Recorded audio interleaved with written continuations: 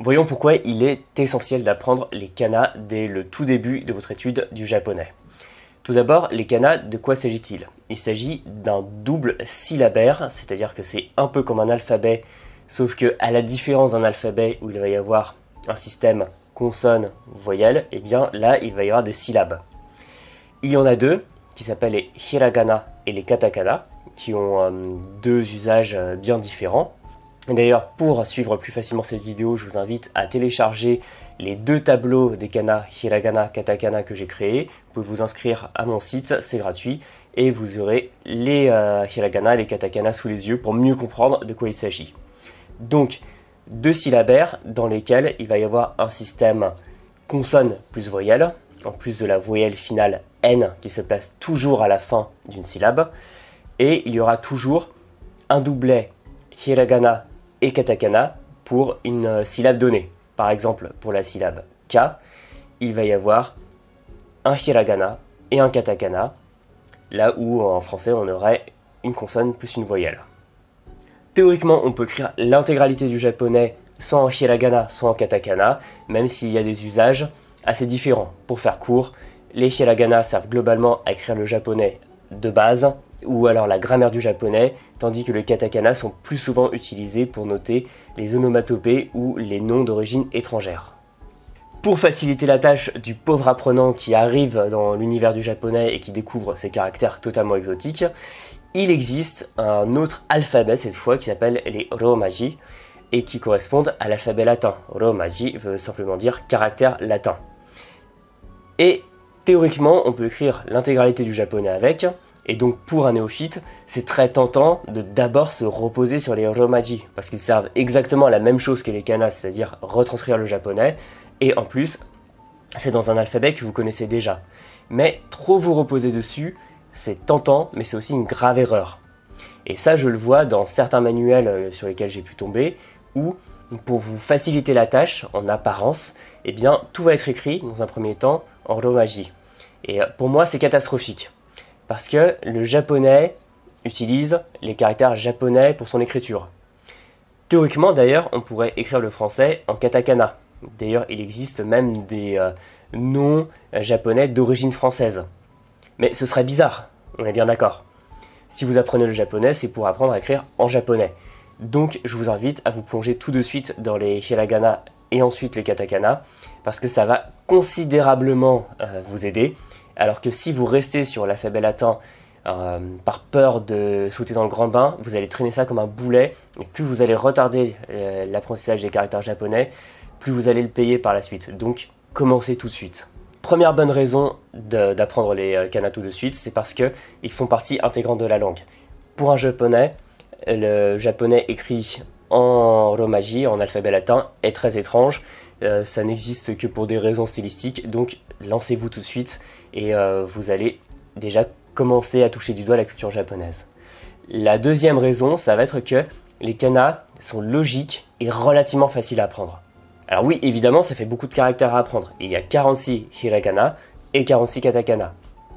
Cela dit, la logique est vraiment rigoureuse, c'est-à-dire que tout va être ordonné selon un système de consonnes. On part des voyelles A, I, U et O, et on va rajouter au début une consonne. Donc il y a la ligne sans consonne, A, I, U et O, juste avec les voyelles. Ensuite, Kaki, Ku, Keko. Ensuite, Sa, Shi, Su, Se, So, et ainsi de suite. Donc l'ordonnancement est le même pour les hiragana, les katakana, et c'est toujours un système consonne plus voyelle, sauf le N final qui est une exception. Ensuite, il se trouve que certains caractères en hiragana et katakana sont quasiment identiques, puisqu'ils découlent du même kanji. Et ça fait que, au lieu d'apprendre 46 caractères puis 46 caractères, vous allez simplement parfois apprendre juste une version un peu différente d'un caractère, donc ça ira beaucoup plus vite. Par conséquent, oui, les hiragana et katakana prennent du temps pour l'apprentissage, mais vous allez vite comprendre que tout est rigoureusement logique et ça va considérablement faciliter votre apprentissage, et une fois que vous les connaîtrez bien, vous n'allez plus jamais revenir en arrière. Troisième raison, les kana sont conformes à la prononciation du japonais. Le japonais a une prononciation qui est relativement simple, même s'il y a quand même de petits détails qui peuvent poser problème aux francophones, mais là aussi, c'est très logique. Et quand vous lisez le japonais écrit en kana, eh bien vous allez plus facilement avoir accès à la vraie prononciation du japonais. Alors que si vous le lisez en alphabet latin, vous allez être tenté inconsciemment de le prononcer à la française. Donc en apprenant les kana et leur prononciation, j'insiste, c'est très important, vous allez plus vite savoir exactement comment s'écrit le japonais, mais aussi comment se prononce le japonais. Ce qui va vous permettre d'emblée d'avoir une bonne compréhension orale et une bonne prononciation. Donc il est important là aussi de se plonger dedans tout de suite pour ne pas prendre de mauvaises habitudes. Ensuite, ce qu'il faut savoir, c'est que la transcription en alphabet latin peut créer des ambiguïtés. Par exemple, si je prends le terme kinen, qui veut dire commémoration, et kingen, qui veut dire interdiction de fumer, on voit qu'ils s'écrivent quasiment de la même façon en romaji, à la seule différence de la petite apostrophe qui va permettre de bien montrer qu'il s'agit de kinyan et pas kinan. Mais si vous les regardez écrits en japonais, en hiragana, et bien là, il n'y a plus aucune ambiguïté. Donc les kanas permettent d'être beaucoup plus précis dans la retranscription du japonais. Raison numéro 4. Les hiragana surtout vont vous rendre d'immenses services pour arriver à lire les kanji. Parce que autant les hiragana katakana, c'est vite vu, autant les kanji, ça va vous prendre des années. Autant être honnête à ce sujet.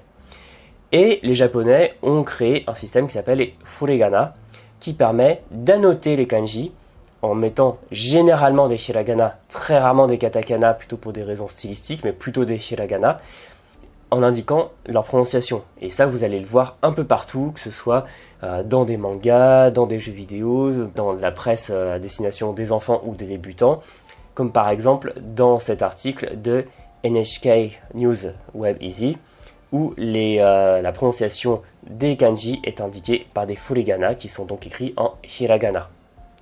Vous voyez, de cette manière, simplement en connaissant au moins les hiragana, vous arriverez déjà à lire les kanji quand les japonais voudront bien en donner la bonne prononciation.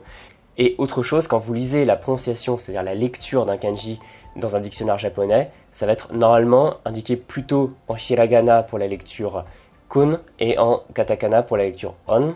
J'ai fait un article très complet sur les lectures, vous avez le lien dans la description.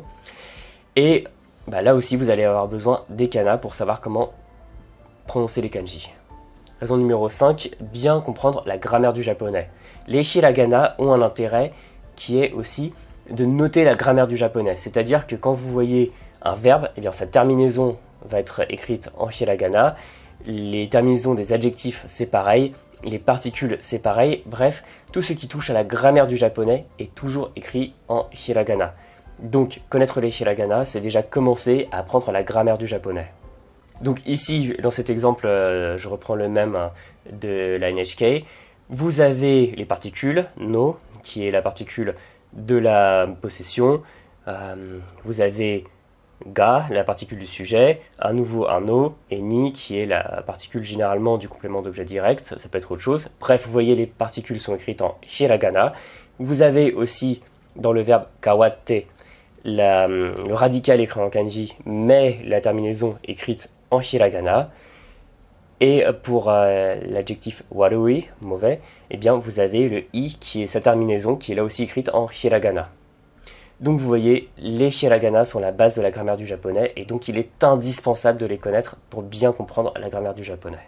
Raison numéro 6, utiliser les manuels japonais et les ressources japonaises de manière générale. Parce que autant dans un manuel français, par exemple Assimil ou autre, vous allez trouver de l'alphabet latin pour vous aider, autant les japonais l'utilisent très peu, et si vous utilisez une méthode de langue comme par exemple la célèbre Mina no Nihongo, eh bien vous allez avoir principalement la transcription en kana, donc il faut connaître les kana pour pouvoir exploiter rapidement cette méthode.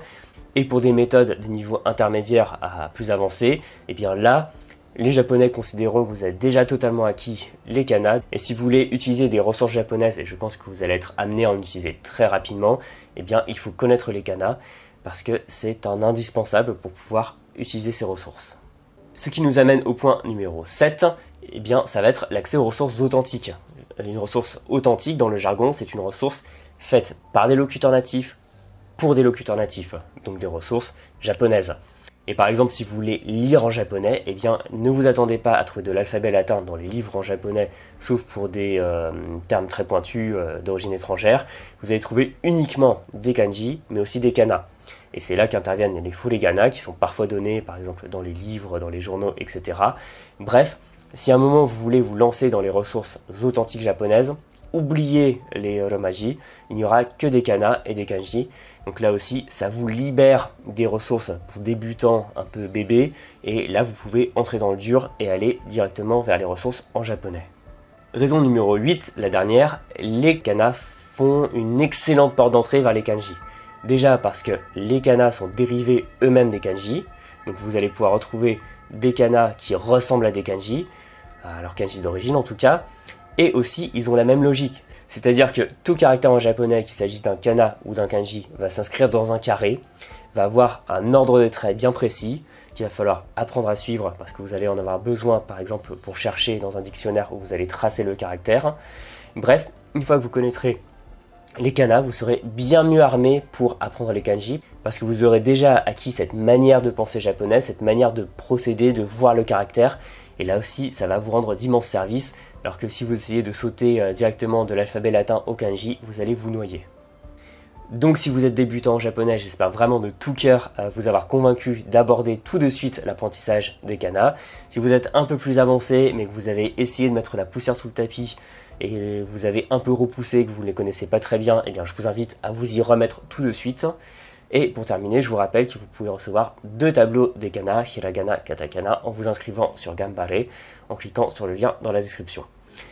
Avant de quitter YouTube pour aller réviser vos caractères japonais, je vous invite à vous abonner à cette chaîne qui est encore petite, qui a encore besoin de vous pour exister sur Internet. Vous pouvez mettre un j'aime si ça vous a plu, si ça vous a intéressé, et bien vous abonner et cliquer sur la petite cloche pour recevoir les prochaines vidéos. Je vous dis à très bientôt dans une prochaine. Salut!